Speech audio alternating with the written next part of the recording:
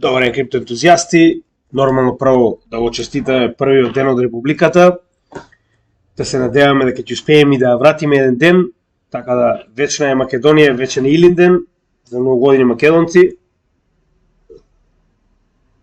Сега, со оглед на фактот би сакал само да најавам дека до крајот на неделава ќе имаме гости од Македонија, така да не можам да ви ветам ништо, ќе гледам ако можам да направам некој материјал, така да ќе гледам денес кога го снимам видеото техничка анализа, како и утрешното видео за Каспа. Нормално морам да го спомнам Филип Чолаковски, кој што навистина многу ни помогна околу прибирањето на материјалот за овој проект. Значи проектот навистина направи многу голем скок, затоа и истиот заслужи да биде обработен на нашиот канал, со оглед на фактот дека не станува за меме коин, туку станува за коин кој што има соодветна технологија. Па затоа и би сакал да го опфатиме пред да продолжиме со работа на останатите коини кои што веќе ги гласавте на нашиот канал и на Криптовалути Македонија. Сега денеска имаме многу битна тема, односно искрено ќе се задржам на делот со рецесија. Така да посебно во однос со тоа, значи како прилика другите техничари гледаат на рецесијата и што очекуваат, и ќе пробаме да бутнеме некои од тие култови на тоа што мора да се случи само затоа што така било во минатото. Значи тоа е една од главните теми кои ќе ги обработиме денеска, значи покрај стандардна техничка анализа, со тоа што за почеток би сакал да му заблагодарам на Константин Димески, кој што ни го прати овој интересен клип. Значи, како што може да видите на овој клип, имаме представник на Сенатот во Америка, 81 година, верувам дека е преживеан ветеран од D-Day, Мич Меконел. Како да ви кажам, клипот зборува сам за себе. Значи, ова се луѓе во Сенатот на Америка кои што одлучуваат во највисоката инстанца на демократијата за тоа како ќе изгледат. Значи, не е само за финанси, че ова е човек кој што одлучува за се во државата. Така, еве, погледнете.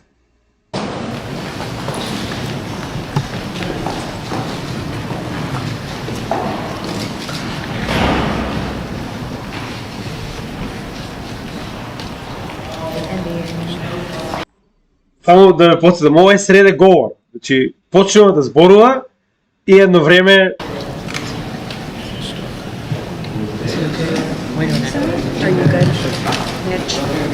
Okay, Mitch?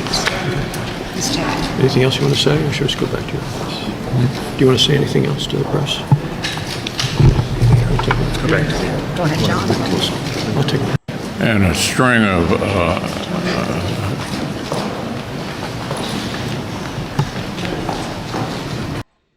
Че длабоко почитување кон постарите луѓе. Че длабоко почитување. Нормално, секој од нас има постари роднини, родители. И навистина треба да ги негуваме. Многу често во овие луѓе има енормна мудрост, тоа е во ред. Но едноставно кажете ми дека оваа особа заедно со геријатрија Џо е уствари пожелна да седи во Сенатот на Америка, каде што се одлучува моментално, е прост пример. Значи, трите закони успешно поминаа комисијата за финансиски услуги на Конгресот и сега моментално прво се движат кон Конгрес, а потоа треба да бидат гласани во Сенат. Ама Мич, кој што можеме да видиме, може да заспие и да не гласа, па да го бројат кој воздржан. Не да го оставиме да се докаже човек.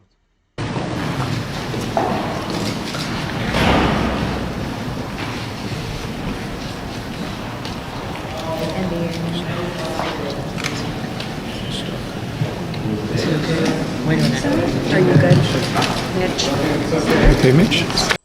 Каков говор, значи јас, еве искрено јас, значи само што не пуштив солза, каков говор е, свака част.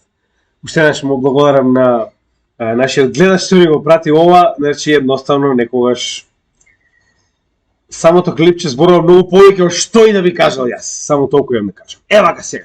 Значи нормално ние прво мораме да поразговараме за тоа каде се движи целата оваа ситуација, посебно во однос на DXY индексот, зошто? Затоа што DXY индексот не е директен опонент на цената на биткоин, цената на хартија од вредност, цена на се. Што значи дека нормално дека секогаш кога биткоин се движи во нагорна насока, да имаме пад на цените на се останато. Очигледно овој последен памп кој што го имавме, кој што беше директно предизвикан од што ако не друго од последниот рейт кајт од 0,25%, е директна последица на ово што моментално го гледаме, односно се повеќе луѓе веруваат во потенцијалниот short term, значи на краток период, добар памп, односно добра цена на доларот, на DXY индексот. Значи повторно за оние кои што се нови на каналот, ќе напоменам, че имаме многу едукациони материјали, би ви напоменал дека е добро да ги погледнете пред да почнете да гледате, значи нели овој напреден дел од анализите, за да би можеле да го разберете се тоа малку подобро, а нормално ние ќе ги ставиме само повторно уште сите оние кои што се нови, да видат која е разликата. Значи можеме да видиме дека каде што корелирани можеме да видиме дека буквално секој bear market на DXY представува bull market на Bitcoin, на S&P 500 и на останатите, и обратно секој bear market на Bitcoin и S&P 500 представува bull market на DXY. Нормално, затоа што се обратно корелирани. Че тоа е основната работа која што мораме да знаеме. Сега кога би се вратили на дневно ниво, можеме да видиме дека овој последен rate hike повторно поради тоа што нели се очекуваше, затоа и започна порано. Значи тоа е кога пазарот уште пред време почнува да го вкалкулира она што се очекува да биде донесено како одлука на Федералната резерва, односно на FOMC со станокот, каде што моментално гледаме дека веќе не само што е вкалкулиран, туку и превисок DXY индексот, со тоа што се врати повторно назад во оваа триаголна конструкција која што имаме овде, оваа формација. Сега јас затоа и гледам дека почнува да слабее овој памп, очигледно како се приближува до горната граница на овој триаголник, останува да видиме дали ќе продолжи и понатаму така. Битната ситуација која што мораме да разгледаме сега, прво се индикаторите, а второ да видиме што понатаму со Федералната резерва, посебно со оглед на фактот дека утре имаме податок, а тоа е податокот за невработеноста, значи да видиме колку е невработеноста во текот на месец јули во Америка, за да имаме оприлика, нели, изгледи што понатаму. Значи, за тоа ќе поразговараме во следниот момент, само да ги погледнеме прво индикаторите. Значи, ќе се вратиме на месечно ниво, па ќе се придвижиме надолу кон дневно ниво. Можеме да видиме дека нормално ништо не паѓа само надолу, гледаме дека иницијалниот пат веќе е направен и гледаме дека, значи, ако се вратиме на месечно ниво, оние анализи кои што постојано ги правиме, значи, ни покажуваат, посебно на повисок, на поголем временски интервал, ни покажуваат многу појасни информации. Затоа некогаш кога луѓето се фокусираат на еден час не можам да ги разберам. Значи еве на еден месец чартот точно имаме претходните врвови на двата бул маркети, едниот во 2017, а вториот во 2020 година, се буквално моментално местото на поддршка на цената на DXY веќе од јануари, па значи повеќе од половина година. Чекаме дека цената на вистина се задржува точно околу овој момент, со тоа што пак да не забораваме дека достигнувањето на 100 вредност на DXY после многу долг период, значи уште од април 2022 година, беше уствари голем памп, односно голема причина за ваквиот памп кој што го видовме, само уште една работа не погледнавме нормално. Значи индикаторите ни покажуваат дека нели после овој иницијален врв кој што го направивме во ноември 2022 година, откако практично и почна следниот бул маркет и на S&P 500 и на Nasdaq и на Bitcoin, че гледаме дека иницијално веќе сме добиле пат каде што од oversold RSI на 79 се приближи на 50, кој што моментално представува поддршка очигледно. Сток RSI е моментално многу ниско, значи на само вредност од 4,8, значи дека има простор за евентуално придвижување нагоре на, да речем, следниот период. Со тоа што се уште, значи, на месечно ниво за некој поголем потек на DXY нагоре, ќе чекаме да добиеме пресврт на MACD, каде што практично ваков тип на пресврт, каде што ќе имаме значи, двете тренд линии да се вкрстат и да почнат да се придвижат во нагоре насока. Пред тоа нема да очекуваме некој голем, да речем, големо движење на DXY во следниот период, но да не забораваме дека најчесто ваквото прекршување кое што гледаме се случува многу подлабоко под нулата, негде околу 60, затоа и постојано го имаме ова ниво, и гледаме дека тоа најчесто и представува практично почеток на следниот бул маркет. Така да ние имаме уште многу голем дел пред да можеме да разговараме за следен бул маркет на DXY.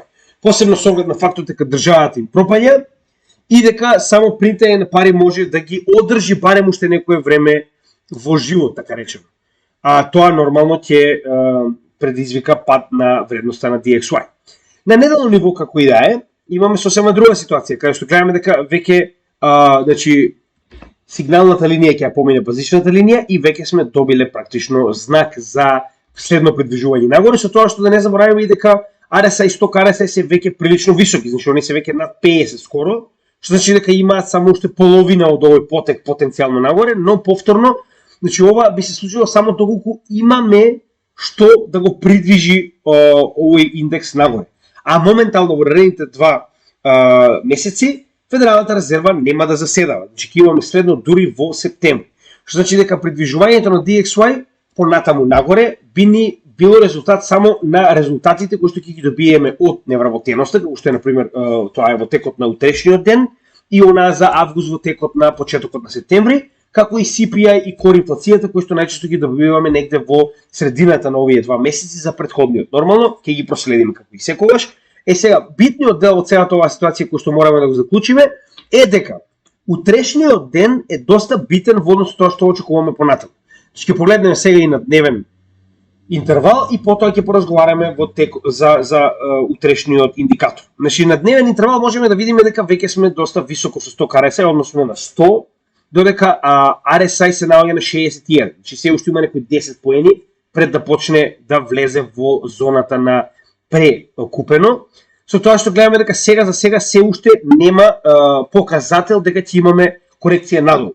Значи иако VWAP веќе се заоблува, исто како и Money Flow, тоа не го менува фактот дека се уште MACD нема пресврт, рековме базичните сигналата да се прекрстат, и се уште немаме така речено сигнал на RSI и 100 RSI дека ќе имаме некаква корекција, затоа што најчесто корекцијата прво доаѓа на дневен чарт, а потоа можеме истата да забележиме и на неделен, подоцна и на месечен, така да имаме уште долго време. Сега проблемот е што јас утрешниот ден очекувам да биде позитивен за DXY за жал. Зошто го велам тоа? Затоа што рековме дека невработеноста во Америка моментално работи против нас. Зошто го велам тоа? Затоа што колку е пониска невработеноста во Америка моментално, толку подолго Федералната резерва ќе продолжи со качување на rate hikes и ќе ги задржи истите на високо ниво во подолг период. Односно, колку повисоко се крене овој процент, толку побрзо Федералната резерва ќе престане со rate hikes, па дури потенцијално ќе почне да ги намалува. Но само откако оваа стапка ќе надмине 4%, што уствари представува индексот по кој што после 4% се рачуна дека практично имаме вонредна состојба во Америка, односно имаме премногу висока невработеност. Значи се на 4% за нив е алармантно. Така да се под 4% во оваа ситуација 3,6 е сосема солидно. Проблемот е во тоа што и консензусот луѓе кои што едноставно гласале за тоа што очекуваат да се случи со новата стапка за невработеност во текот на утрешниот ден и самиот форкаст кој што го дава Trading Economics се 3,6. Значи дека ќе добиеме исто ниво како што го имаме и досега. Каде е овде проблемот? И зошто очекувам ова да биде позитивно за DXY, а негативно за пазарите традиционални и за криптопазарите? Затоа што уште еднаш ќе напоменам. Значи во септември, кога повторно Федералната резерва ќе седне да разговара за тоа дали ќе покачи уште еден rate hike, кој што треба да биде практично и последниот rate hike, значи ќе ги земе во обзир сите овие податоци, вклучувајќи го и податокот за невработеност. Почнувајќи од сега па натаму, имаме уште така речено 4 вакви податоци, меѓу кои ова е првиот. Прво и иницијално, ако невработеноста и понатаму се задржи на ниво од 3,6%, тоа ќе покаже на Федералната резерва дека економијата е солидна. Затоа што економија која што почнува да слабе е онаа која што почнува процентот на невработеност да се качува. Така да они моментално го користат овој како главен индикатор за тоа дека економијата во Америка се уште е доволно силна за да го издржи притисокот кој што го прави моментално Федералната резерва со покачување на цената на капиталот кој што го внесува во системот. Така да поради оваа причина, ако добиеме 3,6, тоа е негативно како за биткоин, така и за традиционалните пазари. Сега, практично во оваа ситуација јас би очекувал индексот да продолжи да расте доколку добиеме овој индекс. Нормално, сега ова е повторно, ако не добиеме некоја друга вест која што би ја негирала ова, значи таквата вест би делувала позитивно за DXY, затоа што очигледно, ако имате силна економија, следниот состорник на Федералната резерва би очекувал повторен rate hike со цел што побрзо да се симне инфлацијата, а тоа нормално би резултирало со повторен памп на DXY, кој што гледаме дека секогаш кога имаме rate hike, имаме и памп на DXY. Погледнете. Значи, иако нели ова беше оној тренд на паѓање, затоа што се уште бевме во иницијалниот дел од bear маркетот, каде што почнаа да ги намалуваат рейт хајковите и поради тоа луѓето почнаа да губат доверба во вредноста на доларот, па затоа и добивме пат од иницијален карактер. Но потоа гледаме дека кога ќе добиеме рейт хајк, затоа што ова се последните рейт хајкс, се очекува дека ќе имаме баунс на DXY и гледаме дека многу од луѓето тоа го користат за краткорочни добивки. Така да поради оваа причина она што гледаме е сосема очекувано и затоа ќе веднаш ќе напоменам че ако добиеме ваков тип на стапка, тоа ќе биде лошо за самите пазари. Се што е повисоко и се движи кон 4% е позитивно за криптопазарите и за традиционалните пазари, затоа што ќе изврши уште поголем притисок во Федералната резерва да престане со рейт хајкс и да потенцијално ги задржи, а потоа и почне да ги намалува. Сега, во однос на другите две количини кои што ги анализираме, тоа е S&P 500 и Nasdaq, можеме да видиме дека јас верувам дека делумно и ваквото исчекување на практично добивање на оваа стапка за невработеност која што е веќе најавена, се причина, барем една од причините, поради падот кој што моментално го видиме и на S&P 500 и на Nasdaq, кој што моментално гледаме дека се буквално скоро пак до претходниот all-time high. Значи, ако погледнеме овдека, ова е Nasdaq, гледаме дека ова практично поле кое што го имаме на неделно ниво, можеме да видиме овдека, значи таквото поле представува буквално пречка, која што ни беа потребни 1, 2, 3, 4 недели за да поминеме, заедно со од ова Фибоначи секвенца, гледаме дека 78,6 односно 0,786 левелот, не е исто така горната граница на ова поле кое што ни беше претходно пречка, за конечно да пробиеме над него и моментално да правиме ритест на истото, како и на левел 0,786 од Фибоначи секвенцата од овој bear потек кој што го гледаме овдека. Така да слично на тоа е и S&P 500, каде што буквално гледаме дека истата свеќа го дава истото поле, каде што сме имале 1, 2, 3, 4 недели пред да пробиеме и каде што сме доста блиску до 786, со тоа што овдека 786 е малку повисоко и моментално буквално оваа корекција го ретестира ова ниво, кое што е последното пред да се придвижиме кон претходниот all-time high. Сега, зошто е ова битно? Затоа што, ако се сеќавате, јас ова ви го кажам уште во први момент кога утврдивме ваков тип на врв. Значи, на неделно ниво имаме веќе утврдено 2 врва и 2 пати веќе MACD се обидува да се пресврти надолу. Но, ако погледнеме истото на Nasdaq, ќе погледнеме дека е слична ситуација како и на S&P 500, односно 2 врва, гледаме исто така пресврт. Проблемот што е?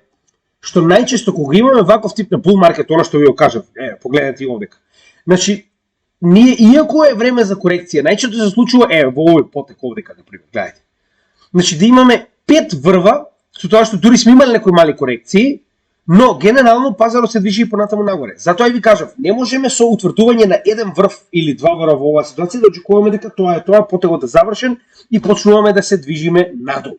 Значи, ова е, сега зборувам краткотрајно. Зошто го кажувам тоа краткотрајно? Затоа што се повеќе и повеќе информации испаѓаат во најава дека рецесија ќе има и тоа ќе има во вториот дел од 2023 почнувајќи, па потоа и преку 2024 останува да видиме како се до тоа ќе се движи.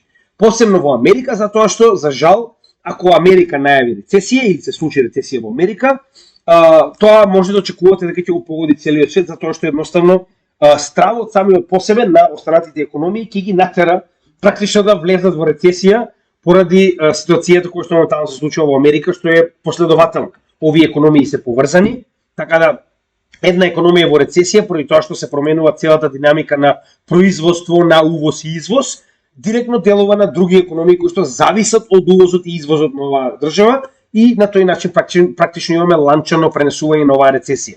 Затоа и веќе истото го имаме низ цела Европа, кој што може да забележите од вестите кои што ви ги кажуваат. Сега, значи, повеќе од сигурно дека неизбежна е рецесијата во Америка. Дали ова беше врвот на Nasdaq и S&P 500, не можеме да бидеме сигурни, но можеме да видиме дека се наоѓаат доста високо и индикаторите самите по себе покажуваат дека на вистина е време за корекција. Дури ќе го спомнеме и VIX, кој што уствари представува Fear and Greed индексот, кој што ако се сеќавате беше Extreme Greed до пред само неколку дена, кога имавме, локален хај повторно. Со тоа што сега веќе повторно се враќа назад во Greed, или тоа е самиот VIX индекс, сега зошто е толку битен? Ако се сеќавате, јас ви напоменував дека најчесто, ќе ги додадеме овдека за да видиме како тоа изгледа според нивните цени. Значи, само S&P 500 не е битно да не ги додаваме двата, да не се буниме. Значи, секој претходен врв или да речем bull market најчесто е застапен од подолг период на VIX кој што се наоѓа негде околу долната граница на 13, која што најчесто представува extreme greed, односно екстремна скржавост. И обратно, кога се движи во горна граница над 30, тогаш е extreme fear и најчесто се наоѓаме на самото дно на одреден дел од циклусот. Проблемот во оваа ситуација каде е? Тоа што најчесто се случува тоа да трае долг период. Значи, гледаме дека дури ако сме имале корекции негде до 21, што уствари представува 50%, односно неутрална зона, значи самиот индекс постојано се враќал наназад, а со тоа формирал нови all-time high. Гледате, значи постојано кога ќе се врати надолу кон оваа граница на 13, понатаму продолжува да прави new all-time highs. Со тоа што затоа и напоменав дека најчесто се случува да ваквите зони кои што се полого време на истиот овој период резултираат со повеќе врвови кои што се последователни, значи индикаторите не можеме да чекаме да се ресетираат до 50, до 30 надолу, како што се 100 RSI и RSI, туку истите прават мали корекции и понатаму продолжуваат да прават ваков тип на врвови. Истата ситуација можеме да видиме и со Fear and Greed индексот, затоа и напоменав дека најчесто ваквиот тип на долги циклуси можеби е и еден од оние кои што моментално ги гледаме. Односно, можеби цената и понатаму ќе продолжи да напредува и со тоа самиот VIX да се држи на оваа граница на 13. Но, гледано од техничка анализа, време е за корекција. Значи, тоа е повеќе од сигурно. Сега, зошто велам можеби? Затоа што не можеме да бидеме сигурни дали ќе настапи рецесија. Главната сила која што ќе донесе корекција на S&P 500 и Nasdaq, како и на останатите компании, индекси, харти од вредност, на што сакате традиционалните финансии, значи ќе биде потенцијална рецесија во Америка. Се повеќе и повеќе информации се придвижуваат како до нашиот канал, така и генерално низ интернет, дека на вистина ќе имаме рецесија, посебно после следниот квартал, а тоа е во септември. Значи, септември, октомври ќе добиеме информации за овој квартал, затоа што во септември практично завршува третиот квартал и на тој начин ќе добиеме информации за тоа каков бил кварталот, која била успешноста како на компаниите, така и на Америка, и како што кажаме, да го добиеме два последователни негативни GDPs, значи бруто домашен производ на Америка, можеме да очекуваме дека сме технички влезени во рецесија и во Америка. Значи, технички гледано, еве сега чисто да ви го покажам тоа како изгледа, значи, нели, во однос со тоа како напредува одредена економија, нели, ова се процентите на overall, значи на глобално напредување на една економија. Каде што, нели, претходно беа и негативни, но овдека ние званично и бевме практично во рецесија во 2022 година, каде што имавме намалување на не една, не две, току три последователни четвртини на GDP-то, кое што го постигнале во текот на оваа четвртина, со тоа што моментално имаме напредок и званично во првата и втората четвртина од 2023 година, економијата во Америка не е во рецесија, и овдека ги сменија правилата за да не бидат во рецесија. Но ако после оваа втора четвртина, трета, која што моментално ја живееме, донесе негативен повторно, практично помал од 2, колку е овдека 2,3, тоа што очекуваме, не очекуваме, туку по дефиниција се наоѓаме во рецесија. Со тоа што Германија е веќе во рецесија, се очекува дека и останатите големи економии во Европа, како што се Франција, Италија, Шпанија, исто така ќе влезат во рецесија. Истото се очекува и за Обединетото кралство, значи дека ќе бидеме во рецесија. Сега, рецесија не е толку страшно како што сите си представуваат. Значи, рецесија нема да биде големата депресија, па да нема да има леп 20 години, не знам. Значи, рецесија не мора да значи дека ќе биде и долг период. Останува да видиме за каков тип на рецесија станува збор. Исто така да не забораваме дека Креймер на американската економија е Федералната резерва. Секогаш кога Федералната резерва исто како овој Креймер што е, не знам таму, он не знам ни што уствари треба да биде, водител ли е, финансиски советник ли е. Секогаш кој ти каже нешто се случува комплетно обратно. Исто како и овие во Федералната резерва, кога немаше да има рецесија, инфлација, па дојде инфлацијата. Па инфлацијата дојде, па ќе била само транзиторна, немало да остане, па еве аен тренд ще сега моментално. Така и сега вика Федералната резерва не очекува рецесија, тоа значи дека сигурно ќе имаме рецесија. И сега, нели, дополнително има некои други интересни индикатори, еден од нив е inverted yield curve. Што тоа значи? Значи, ова е практично процентот кој што моментално може да го добиете за државните обврзници на Америка во однос на периодот во кој што ги купувате. Значи, нормален yield curve, како што би требало да изгледа, нормално, е дека колку е подолг период во кој што ги држите овие државни обврзници, толку е повисока стапката на награда која што ја добивате. Така, каматата. Така да речеме во оваа ситуација, ако сте држеле на 2 години, ќе сте добиеле негде околу 0,6% награда за тоа што сте ги позајмиле овие средства на Америка и сте купиле обврзници. 10 години, например, 1,5, 30 години е 2%. Така. Додека inverted yield curve е сосема обратна ситуација, во која што сега имате толку невообичаена ситуација, во која што пократките периоди има многу повисок степен на награда за разлика од подолгите периоди. Зошто? Затоа што во оваа ситуација економијата сама по себе предвидува дека во следниот период, како понатаму се движиме низ овој период, се повеќе и повеќе се очекува нестабилност и се очекува, така речено, да не биде паметно да ги држите овие обврзници. Посебно со оглед на фактот дека сега моментално Америка позајмува се повеќе и повеќе и продава се повеќе и повеќе обврзници и затоа нив моментално и затоа и оваа стапка моментално е, да речем, повисока, со која што моментално на 3 месеци да купите, че ова е во јуни, во јули, затоа што ни прво стават месец, 6 јули. Че во 6 јули ако сте купеле обврзница од Америка на 3 месеци ќе сте добиле 5,5%, додека на 30 ќе сте добиле негде околу 4. Така да овој inverted yield curve најчесто во Америка служи буквално како предвестник на рецесија. Така да кога ова веќе се случува, тоа значи дека ќе имаме рецесија. Значи се повеќе и повеќе работи зборуваат дека рецесија е неизбежна. Така. Значи се повеќе и повеќе гледаме вести се најавува. Единствено Федералната резерва не гледа рецесија, тоа значи дека сигурно ќе се случи.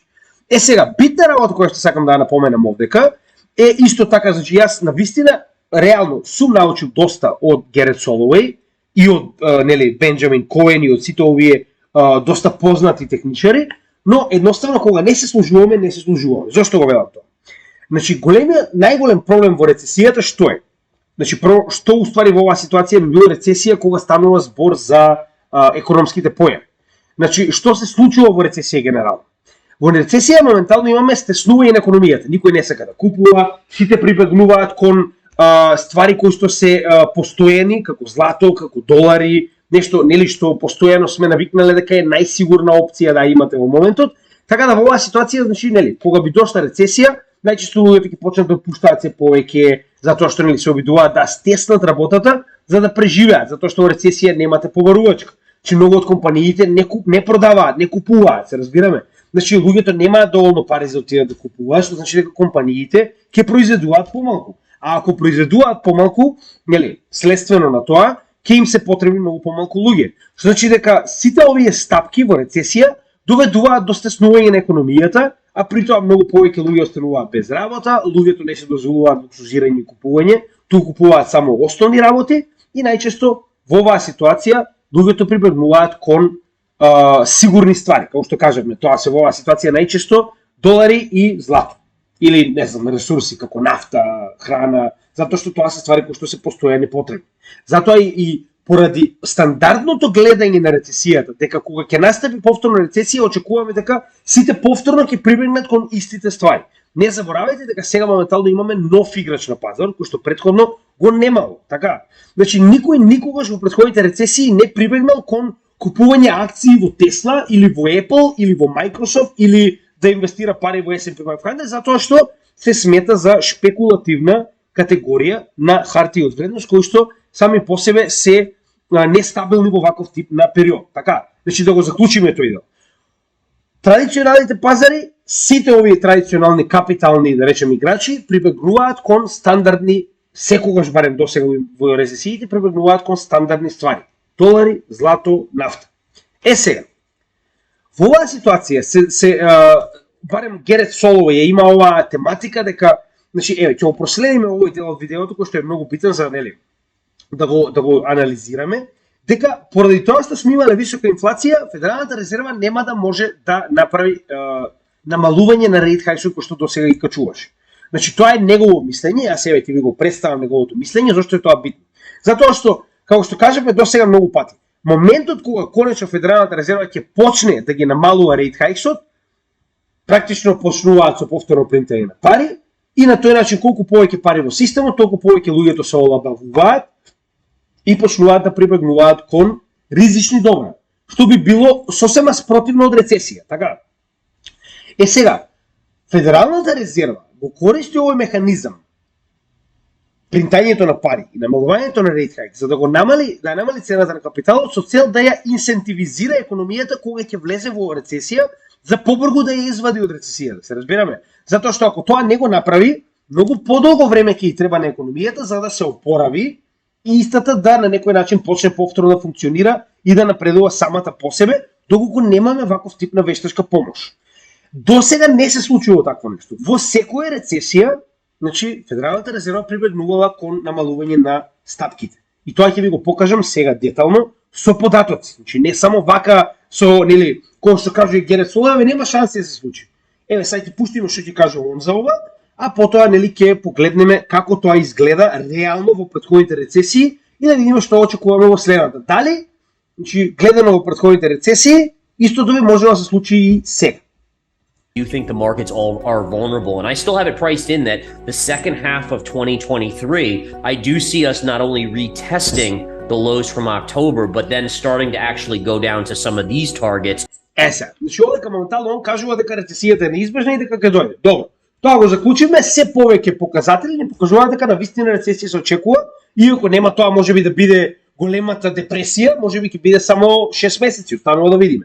Поентата што е, рецесија е техничка состојба на економијата. А како ќе се одрази понатаму мораме сами да видиме. Никој не може да предвиди каков тип на рецесија ќе биде. Сега нормално он, значи стандардно, како што кажам досега, он буквално се понаша како и секој друг на Wall Street и кажува, значи ако добиеме рецесија, очекувајте дека ќе добиеме одма корекција на S&P 500 и кажи сега, гледајте овде.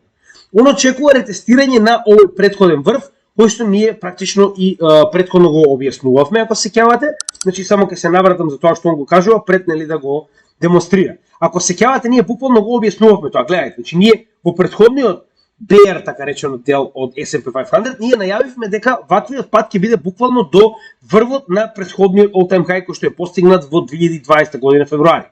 И тоа така речено се случи. Значи ако се сеќавате, ние буквално и го покажавме тоа и со поставување на само момент.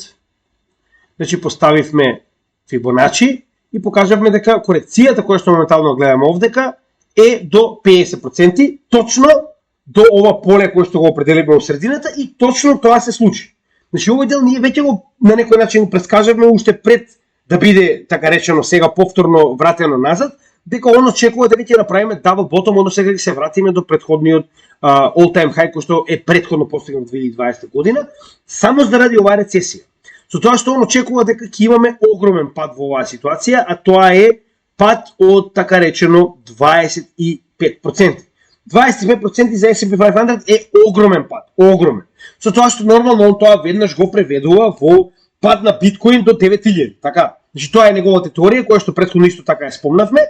Сега ќе објасниме што он уствари моментално сака да каже околу Федералната резерва, па потоа ќе видиме дали тоа што он го зборува е така во минатото.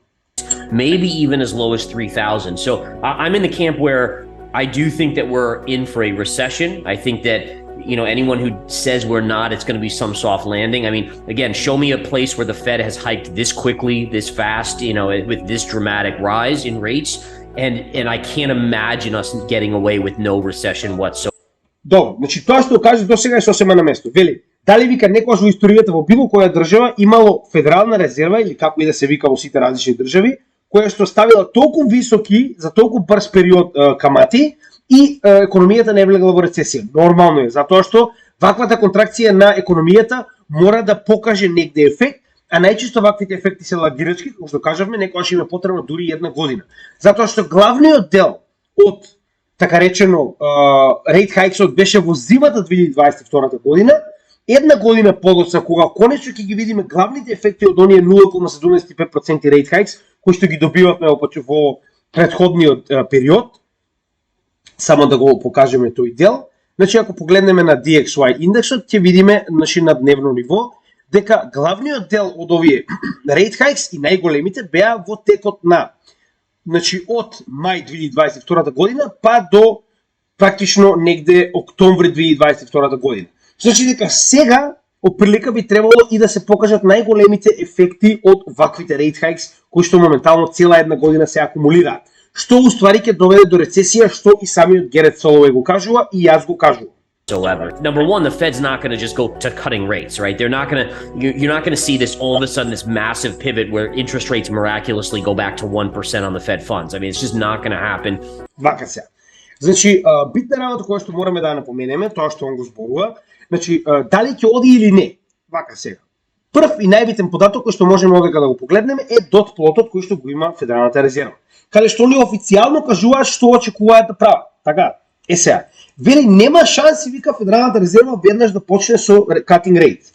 Федералната резерва никогаш не почнала во првиот ден на рецесијата да прави cutting rates. Тоа е зошто би го направиле тоа. Че мораат да видат како ќе се одвива таа рецесија, нормално, така. Да видиме дали тоа што го кажува е точно. 2023-2024. Нивниот план кој што овдека гледаме дека предвидува уште еден rate hike, затоа што најголемиот дел од гувернерите кои што гласале, а тоа се овие точки, нели ова е вкупниот број на гувернери кои што гласале, најголемиот дел од нив гласале дека rate hike што треба да бидат помеѓу 5,5 и 5,75, а моментално сме до 5,5, значи 5,25 до 5,5.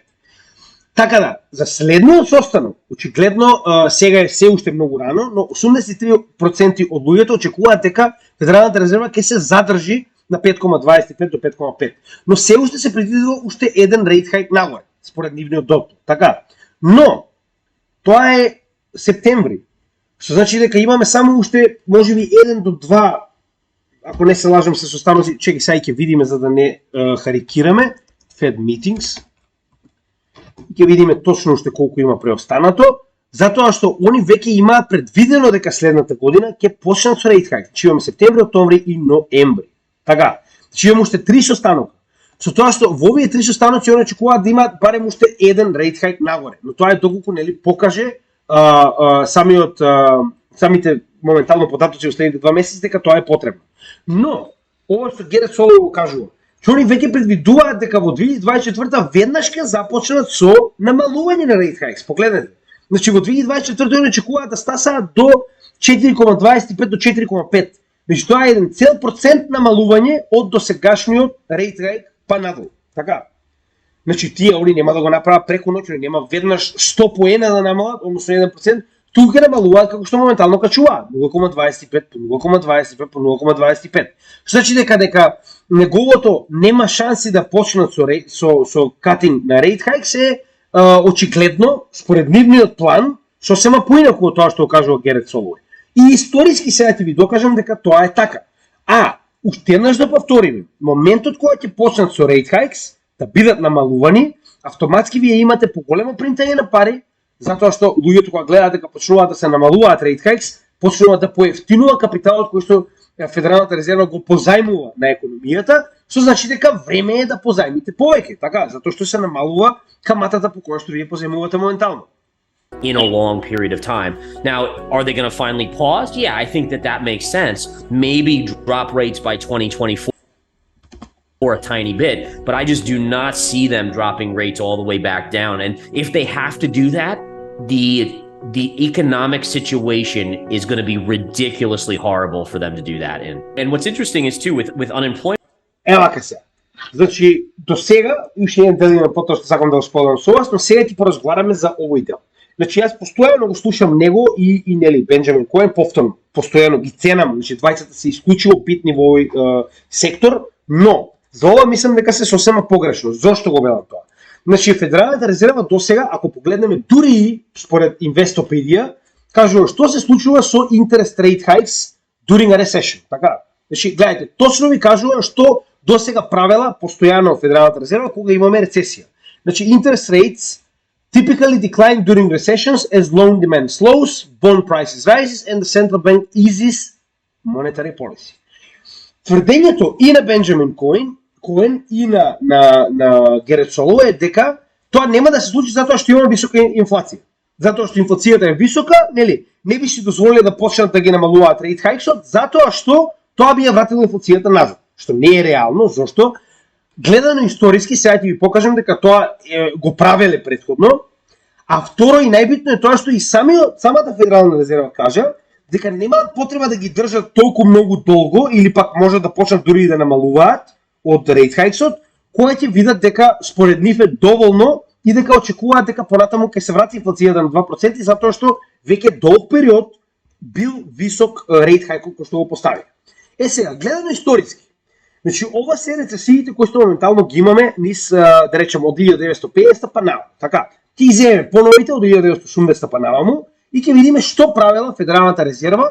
Ова е, нели, овдека се практично овие сиви периоди, се рецесиите, а ова плава линија е уствари процентот на невработеност на Америка. Со тоа што јас овдека ги имам отворено и чартовите за Core, CPI и за извинете, Core и CPI, тоа се нели инфлациите и какви биле стапките на rate hikes во тоа време.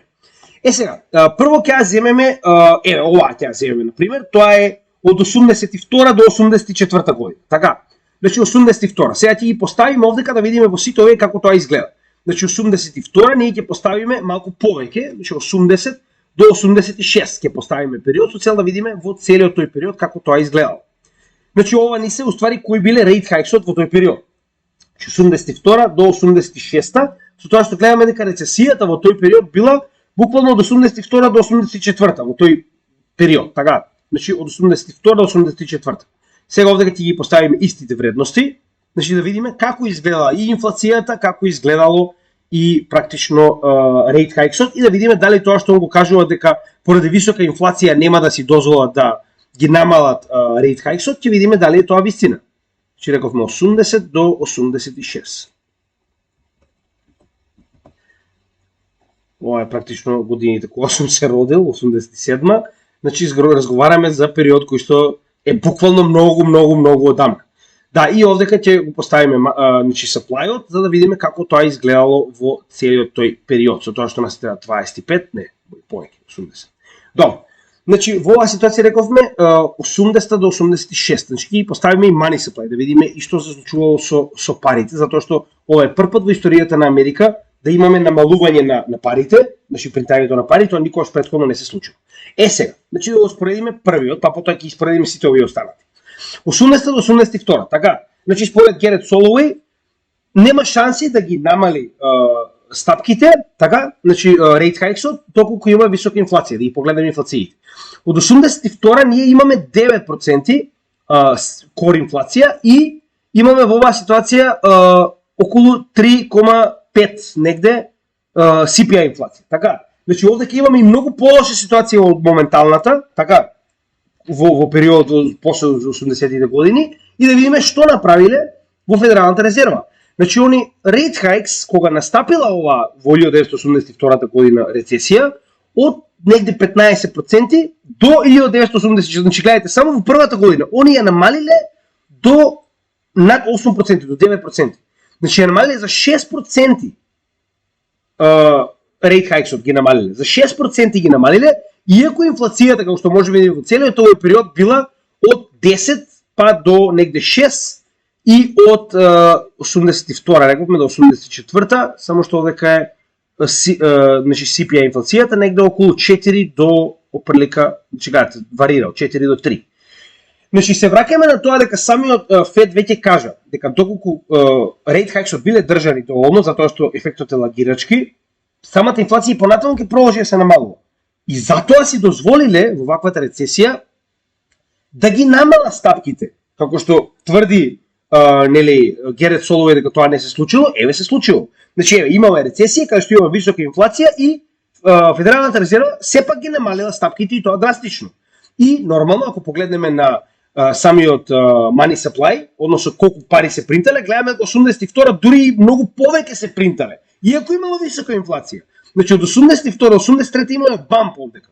Значи забрзување на темпото на принтање. Така, значи буквално спротивно тоа што он го кажува. А ако тоа се случува, тоа веднаш ја вади економијата од инфлација. Гледаме дека од 84 па наваќе веќе нема инфлација. И дека дури и високата невработеност не ги сменила тоа. да го направат. Се разбираме, значи они морале затоа што ќе продолжува да има уште повеќе невработеност, со оглед дека имаме инфлација и висока, дека имаме и рецесија и висока инфлација. Значи ако они не го направиле ова, невработеноста ќе порасне многу повеќе од 10% овде. Да видиме што се случува во 91 до 92, 90 до 92, да речеме дека е рецесијата. Така, ќе ги поставиме сега од 1980 и 1990, само да видим уште еднаш. Ще рековме 90, значи од 1988 до 1994 ќе ги поставиме. Да видиме што се случува од тогаш. Значи 1988 до 1994, сега извинете, ја морам да го наместам брзо.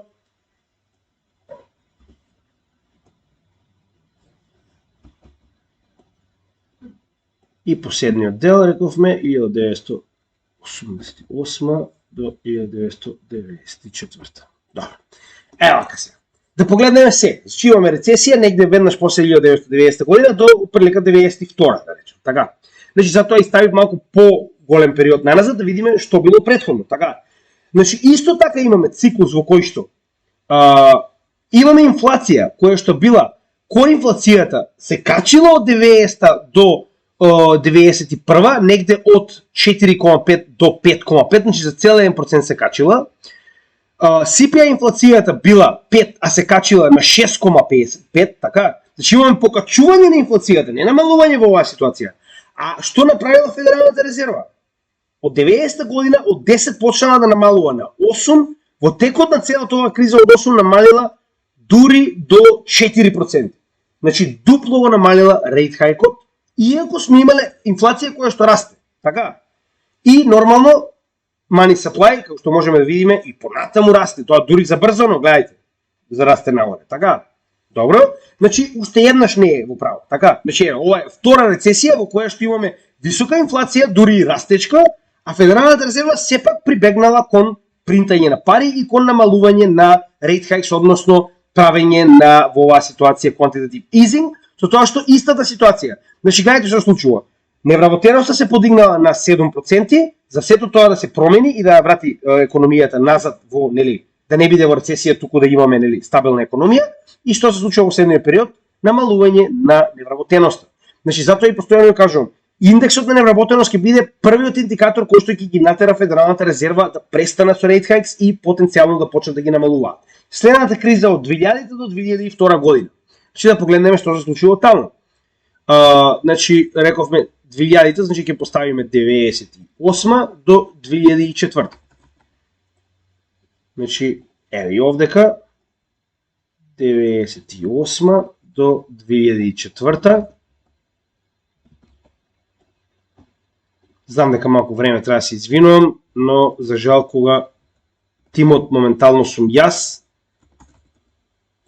овие технички операции мораме да ги правиме вака. 1998 до 2004. Добро, сега сите поставени. Така, значи, рековме имаме повторно ситуација во која што невработеноста пораснала од практично 3 па негде до 6% за текот на целата оваа рецесија. Што се случува? Значи, од 2000 до 2002, така, иако на почетокот се уште качувале rate hikes, така, во моментот на рецесијата што направиле? Од 6 до крајот на рецесијата 6,2 е ова, да речем, не, море 7% прилика, 6,5 да речем, ја намалиле до под 2%. Тоа се 4% намалување на rate hike. А да видиме каква била инфлацијата. Инфлацијата, иако не била толку нестабилна, не била 2%. Значи, кор инфлацијата од 2 се подигнала до негде 2,5, што не е толку страшно, но CPI инфлацијата, гледаме дека е многу повисока. CPI инфлацијата за целиот овој период била 3,5%, така, што е повисоко од она што моментално го имаме, така. Значи, затоа и ви кажувам, значи, ова се три последователни примери, во кои што и постојано се принтало пари, и Федералната резерва ги намалила своите rate hikes, иако имало нестабилна висока инфлација. Тоа се три. Значи, три последователни инфлации, како што кажеме, 80-82, 90-92, 2000-2002.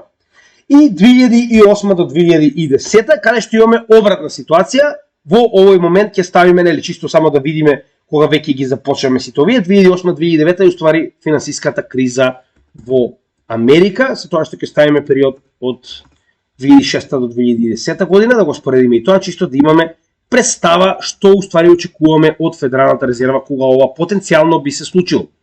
Значи 2010. Добро. И последните две. Значи тоа фиктивно кажување дека само за тоа што имало инфлација, не знам, Федералната резерва немало да ги намали рейт хайксот, тоа очигледно е значи фарса е. Ево, се случило. Гледате, значи до сега 3 претходни рецесии ви кажав, така? Значи во оваа ситуација стварно инфлацијата била навистина во ред. Зошто? Во 2008-2009 кога имаме највисок практично дел од рецесијата со овој финансиски колапс на банките во Америка, кор инфлацијата била практично негде околу 2,5 па до 2, додека CPI инфлацијата била од 4 па до практично 0 падна на крајот од инфлацијата. Затоа што рецесијата, исто така не заборавајте, рецесија ја намалува инфлацијата драматично. Затоа што во рецесијата, како што кажам, стеснувањето на економијата е најбитниот начин на кој што може да намалите инфлација, а рецесијата тоа го прави самата по себе. Сега, во оваа ситуација единствено сме имале нормална инфлација, каде што нормално Федералната резерва што направила, ги намалила рейт хайксот од практично 5,5 на 0.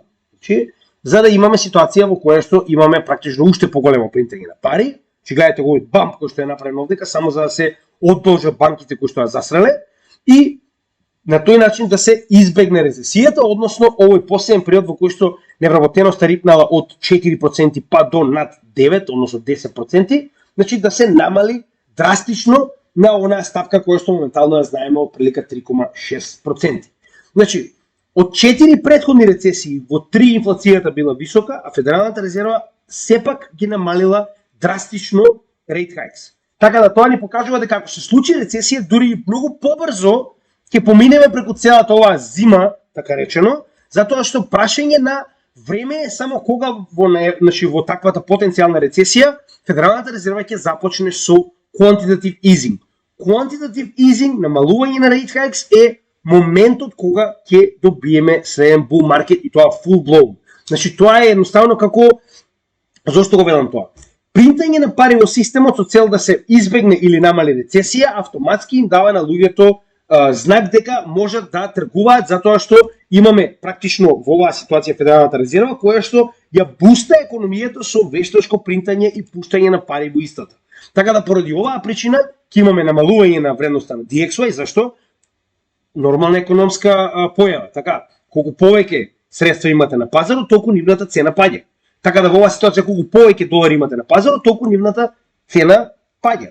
И да не забораваме дополнително дека Америка во следните 2 години, оно што го објасниме во претходното видео, ќе има многу повеќе заплати. Значи има, оприлика рековме, повеќе од 50% од сопствениот долг кој што мора да го врати во следните, че тоа се негде околу над 15-16 трилиона долари, а она не може тоа да го направи без ново задолжување. Каде ќе ги најде парите? Што значи дека ваквото ново задолжување дополнително ќе ја натера Федералната резерва да ги намали рейт хайксот и да почне да принта, затоа што инаку ќе треба Америка да прогласи банкрот. А тоа не верувам дека ќе си го дозволат. Они би принтале до смрт пред да го направат тоа. Така да тоа се две основни појави кои што или рецесија или банкрот на Америка ќе направат во следниот период што да имаме quantitative easing, односно почеток на следниот bull market. И уште една најбитна работа која што дечкото постојано ја заборава.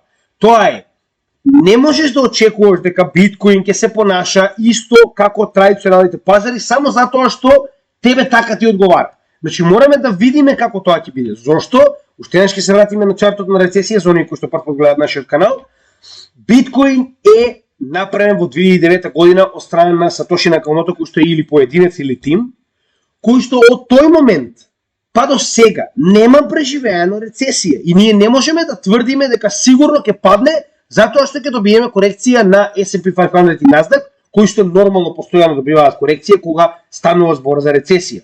Но тоа не го менува фактот дека не можеме да бидеме 100% сигурни, посебно со оглед на фактот дека биткоин во еден дел, посебно кога паѓа оние најголеми банки во Америка, покажа дека се понаша како сигурно добро, односно паралелно на златото, кога сите други продаваа се и се што за да купат злато, одреден процент од сите овие инвеститори на пазарот купуваа и биткоин. Затоа биткоин направи аутперформ на се, додека останатите индикатори паѓаа. Значи затоа не можеме да бидеме 100% сигурни дека биткоин ќе падне само затоа што, нели, така требало да биде, така традиционалните пазари од сега се понашале. Биткоин не е дел од традиционалните пазари. И уште еднаш ќе напоменам, рецесија ќе биде многу добар тест за криптопазарот. Не викаме дека нема да падне, но не можеме да бидеме исклучиво сигурни дека сигурно ќе падне затоа што традиционалните пазари се движат надолу. Можеби на вистина конечно основата поради која што е направен биткоин, тоа е да биде тука кога ќе колабира традиционалниот финансиски систем, да има друг паралелен финансиски систем кој што може да го наследи истиот. Односно, тоа било идејата на Сатоши Накамото, да луѓето кога ќе конечно колабира овој значи неопстојувачки финансиски систем кој што е базиран на презадолжување, кој што е базиран на лихвари, значи да едноставно има каде луѓето да прибегнат, што можеби ќе се случи, останува да видиме. Сега во однос на анализата на техничкиот на нели самиот криптопазар, исто така мораме да напоменеме, значи ние за разлика од самиот традиционални финансии кои што се наоѓаат на многу висок процент на oversold, значи на fear, ние се наоѓаме на неутрален дел и тоа се наоѓа на неутрален дел доста долго. Значи можеме да видиме дека ако погледнеме во последните 3 месеци, че дури 3 месеци, че 3 месеци ние се наоѓаме на 50, така? Затоа што немаме големи потези. Сега, тоа е уште еднаш ќе напоменам паралелно на онаа досадна година која што ние постојано кажуваме. Значи, ако гледаме историски, пред секој bull market имаме една година каде што имаме масовно акумулирање и припрема за следниот bull market. И историски гледано од досегашните информации, кои што ги имаме нормално, значи на самите чартови, од трите bear маркети претходно, гледаме дека во два bear маркети, значи ова е самиот халвинг, една година пред халвингот имаме акумулација, но и постепено движење нагоре. Акумулација, но и постепено движење нагоре. Но е генерално досадна година. За веднаш после халвингот да имаме памп. Единствено оваа година имаме така речено корекција нагоре па надолу, но еве на пример Бенџамин Коен навистина многу ме нервира кога постојано а зема 2019 година за пример. Значи не може да земеш 2019 година затоа што имаме Black Swan event надвор од она што може да го предвидиме. Значи овде ќе има ковид, ако ковид не се случил, ова немало да се случи, се разбираме. Значи ќе сме добиеле можеби стандарден акумулационен период и потоа уште поголем памп. Затоа 2019 година јас не ја зимам во пред и не ја зимам како репер. Ја земам 2014 и 15 година овој акумулационен период кој што многу наликува на ова што моментално го доживуваме, така? И затоа ќе напоменам, значи останува да видиме како се тоа ќе се одвива и не можеме да бидеме сигурни дека нели рецесијата веднаш ќе делува негативно на биткоин. Друга битна работа која што мораме да напоменеме од технички аспект нормално е тоа што овде ќе имаме на тренд линија која што така речено сега ја воспоставивме, значи потребни беа овие 3-4 точки за да можеме да го видиме солидно. Значи на страна од овој канал кој што моментално представува така речено акумулационо поле кое што можеме да видиме дека буквално цена да се движи во или над него. Дополнително имаме оваа тренд линија која што е така речено од дното на биткоин, која што гледаме дека е испочитувана со оваа точка овде и со моментално ова дно локално кое што го направивме. Зошто е тоа така? Значи ако погледнеме од аспект на Фибоначи секвенцата, гледаме дека последниот джамп кој што го направивме, оној скок од 24.700 па до 31.800, моментално по корекции надолу се придвижи точно до помеѓу 38,2 и 50% од Фибоначи секвенцата. Со тоа што дополнително да не забораваме дека не е само тренд линијата, туку дополнително имаме уште еден индикатор кој што е многу битен во оваа ситуација, кој што ние го спомнавме претходниот пат, а тоа е bull market support band-от. Горната граница на bull market support band-от во оваа ситуација беше точно моментот до каде што се коригираше цената на биткоин пред да почне да се движи повторно нагоре и гледаме дека оваа тренд линија која што ја имаме, а тоа е уствари горната граница на самиот канал, представува на неделно ниво, така речено каде се наоѓаме само момент. Значи ја гледате оваа тренд линија. Само да видам зошто истата не е ист во овој момент, само погледнам. И се променила од логаритмичка на нормална.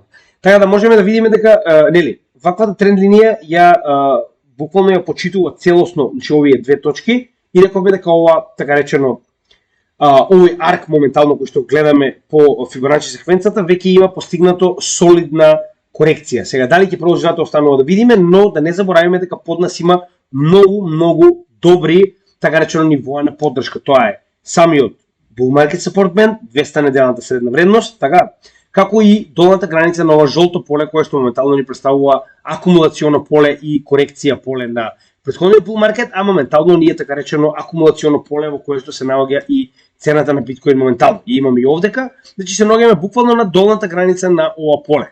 Гледате и сами. Сега останува да видиме како се до тоа ќе се движи, но сега за сега технички гледано ние практично имаме само уште една нормална корекција која што веќе е завршена според Фибоначи, дури ако е малку подлабока, само ќе се коригира до долната граница на оваа тренд линија која што уште подобро ќе ја поставиме доколку нели конечно добиеме придвижување нагоре. Сега во однос на индикаторите. Значи прво да го погледнеме самиот Market Cipher. Market Cipher ни покажува дека повторно имаме корекција надолу, значи дека се уште имаме негативен сентимент, но да не забораваме дека се доста ниски вредности. Значи RSI е на 43, сток RSI е на 37. Имаме VWAP кој се движи надолу, имаме одлив на средства на дневно ниво, со тоа што гледаме дека повторно имаме уште така речено сила која што бутка надолу односно самиот MACD. Дополнително да видиме што се случува на неделно ниво. Значи на неделно ниво исто така гледаме дека се уште оваа претходна корекција која што ја направивме, која што не дигна доста високо на индикаторите, значи на некој начин имаме хоризонтално движење, а тоа е така речено стабилизирање постепено на индикаторите пред потенцијален следен скок, така речено. Значи доколку не добиеме негативни вести, јас не гледам причина зашто на пример цената на биткоин не би продолжила да се движи во ова акумулационо поле, пред конечно да има доволно ликвидити и потреба за да може да скокне нагоре. Сега, тоа е, значи гледаме дека индикаторите се доста неутрални, а тоа дополнително е застапено и со ова. Значи гледаме дека едноставно цената е овде затоа што се уште нема интерес, нема големи поместување, нема едноставно некоја голема сила вес која што би можела да го придвижи пазарот нагоре. И уште една битна работа која што сакам да ја напоменам, која што никако немам време да ја напоменам, многу битен момент кој што сакам да ви го објаснам, посебно на оние кои што постојано следат каналот, гледате дека во последно време, ако забележиме кога станува збор за саботи и недели, немаме никакво придвижување на пазар. Секогаш кога ќе дојдат саботи и недели, најчесто имаме че буквално пазарот се движи хоризонтално. Ако нема некои големи вести, а најчесто нема. Зошто е тоа така, сега ќе објасниме. Значи, ако поминете ни самиот чарт, ако видите најчесто сабота и недела имаме многу мали поместување на пазарот, многу мали. Зошто е тоа така? Значи, сега многу од вас можеби сте и гледале моите видеа, но можеби и не. Ако се сеќавате, паѓањето на Silvergate и на Signature Bank беше направено поради една причина. А тоа е, двете имаа своја платформа која што работи 24/7 и која што овозможува постојан пристап на големите играчи и на криптоменалочниците да можат да има ликвидност за работа на криптоменалочниците. Зошто е тоа така? Че вие не можете да правите големи купување и продавање ако вашата сметка едноставно не може да биде наплатена 10 милиони долари, со оглед на фактот дека банката е затворена сабота и недела и таков тип на трансакции не се дозволува. Така, премногу се големи. Значи, Sen и Signet беа две вакви платформи кои што постоеа во Америка и кои што овозможуваа на големите играчи од цел свет, заедно со најголемите менувачи од цел свет, да имаат ваков тип на ликвидност 24/7 дури во текот на викендите. Сега моментално, ако се сеќавате, ова е малку постара вест, но многу битна. BCB, ова е банка од Лондон, која што моментално се обидува да ги превземе ваквите услуги. Сега, уште една интересна работа, зошто овие пречат? Дали ова можеби ме потсеќа на некоја услуга која што моментално започна да работи во Америка? FedNow 24/7? Значи, зошто они одлучиле дека овие две банки не треба да постојат? Затоа што они го нудеа тоа што FedNow го носи. Така, значи, коинциденција, да не ти се верува. И моментално многу битна работа е тоа што, значи, некој веќе се обидува тоа да го направи, иако малку постара веста пак ја напомене, само да ја потсетам. BCB се обидува да направи ваков тип на 24/7 платформа од тип на банкарски аспект, кој што ќе го пренесе, едноставно ќе го превземе тоа што е потребно од Sen и ќе стане, затоа што сега овдека проблемот е тоа што знаете дека најголемиот дел од трговијата се врши во долари, а Англија користи фунти. Значи моментално BCB се обидува да стави долар fiat to crypto rails, значи едноставно да додаде ваков тип на механизам за да може да го искористи овој void, ова моментот каде што немаме едноставно кој да го превземе овој дел и затоа, значи да не се чудите кога најчесто сабота недела, значи пазарот едноставно спие. Значи исто како што кога се случува со, нели, традиционалните пазари па се затвараат, така. Значи, во однос на корекцијата гледаме дека истата, како што јас ако ме прашувате, мислам дека е завршено, останува да видиме. Сега ако испадне нешто неочекувано, тоа е друга ситуација, но сега за сега ја гледам дека цената ќе се задржи таму. Дополнително гледаме дека, нели, и овдека самиот голем канал во кој што се движи цената на биткоин, гледаме дека се наоѓаме на долната граница и секогаш кога се придвижуваме на долната граница, се придвижуваме повторно нагоре во самиот канал. Тоа е традиционален дел на акумулација, ако погледнеме истото во сличен аспект сме го имале и во 2015-2016 година.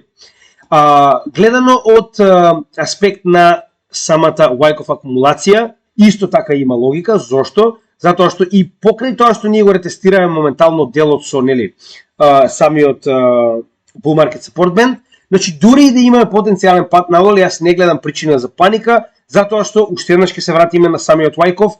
Најчесто последната фаза Д од ваквиот тип на акумулација која што моментално ја гледаме е така речено зигзаг движење од горната граница на овој трейдинг рейндж, која што моментално представува до 25.000. Значи дека ова зигзаг движење е сосема нормално, како што можеме да видиме во ваков тип на завршен дел на оваа Wyckoff акумулација, пред да имаме blow off top и придвижување во следниот циклус. Значи, интереси работи кои што сакам да ги спомнам исто така е дека моментално немаме интерес за биткоин. А тоа ни го покажува биткоин сентимент кој што моментално е релативно низок. Значи имаше висок дел, а тоа беше кога имаше некои вести за нели она прифаќање, гласање во Сенат и слично, но можеме да погледнеме дека во целиот овој период се наоѓа негде во долната граница, негде околу 0,2 до 0,4% сентимент. Значи дека она што ние постојано го кажуваме, сега моментално може да го видите и сами. Ова е досаден период во кој што најчесто луѓето една година пред халвингот не разговараат, не се интересираат за биткоин. Почнуваат да се интересираат кога биткоин ќе почне да прави следни големи движења нагоре. Така да и во оваа ситуација и сентиментот не го покажува истото, дека навистина сме во таков тип на што од март, гледате, што од март ние се наоѓаме во долната граница на биткоин сентиментот, односно луѓето генерално не се заинтересирани за крипто сферата. Битна работа која што сакам да ви ја покажам, ова е интересна страна која што можеби ја следите, можеби не. Cryptocurrency Regulation Tracker. Така да овдека може да погледнете за различни земји до каде е регулативата во однос на криптовалутите, но во исто време исто така имаат и една интересна секција каде што ни дава key findings, односно најбитни, да речем, моментални случувања во светот во однос на крипто, со тоа што ќе ги поминеме овие две кои што се многу битни. Првата вели 45 земји во светот, значи моментално се земени како експеримент да се види што се случува со крипторегулативата, од кои вели 20 се целосно легални криптовалутите. Во 17 се парцијално банирани, значи да речеме одредени проекти, да речем стейблкоини не се дозволени, во кои што само 8 се целосно банирани. Значи дека поголем процент од светските, значи од светските представници како земји се многу про крипто отколку против крипто. Со тоа што да не заборавиме дека вели 10 земји во G20, што е 50% од GDP-то во светот, се целосно легални криптовалути.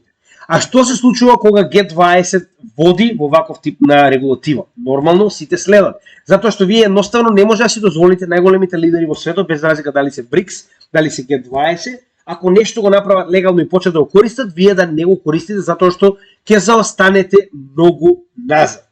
Значи, затоа и ваквата регулатива која што моментално се случува во G20 земјите, голема е веројатноста да се придвижи и во останатите земји од светот, посебно од неразвиените, каде што се вели дека оние земји кои што се од emerging markets economies се уште далеку од регулаторна нели правна рамка.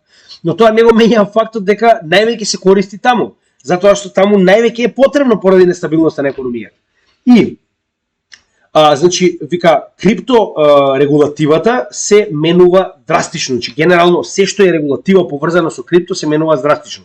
Односно, вели од оние кои што се овдека 45 земји кои што се земени во превид, 75% од овие 45 земји веќе го промениле званично и многу го промениле својот регулаторен систем, со цел за да може да ги опфати криптовалутите и да им даде некаква правна регулатива.